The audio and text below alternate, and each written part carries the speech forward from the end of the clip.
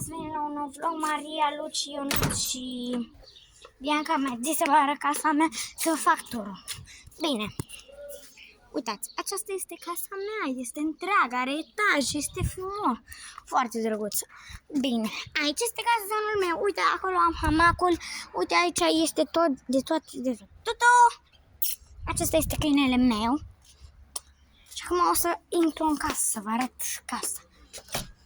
Bine, uitați, aici este, cum intri aici, bine. Nu vine, ți se pare că nu vine acum? În fine, scuzați-mă de deranj, dar ia uite.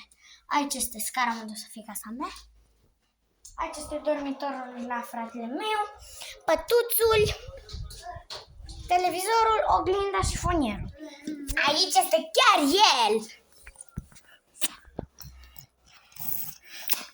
Ok. Haideți să mergem. Acolo este Bianca spărată.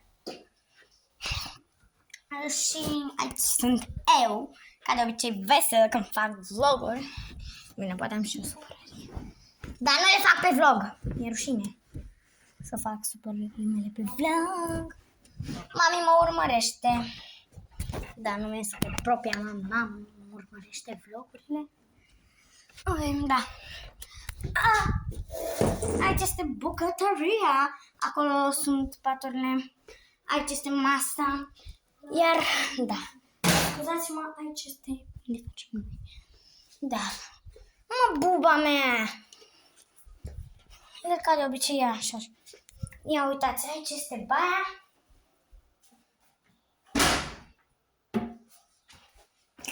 Da, aici este baia.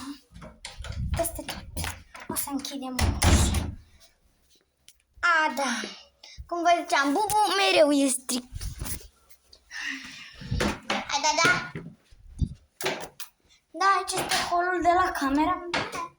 Și o să mai am. Aici este căsuța cu păpuș și păpușa de silicon.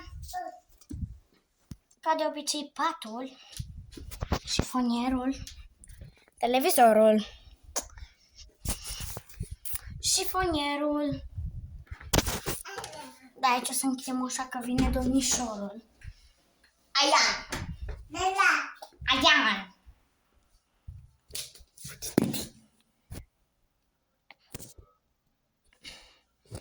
Ok, v-am arătat casa. Dacă mai vreți să mai stăm puțin pe vlog, mai stăm. Dar nu este problemă pentru mine. Da. Ce să mai zic? Maria, te pup, ne vedem mâine la școală. Pa!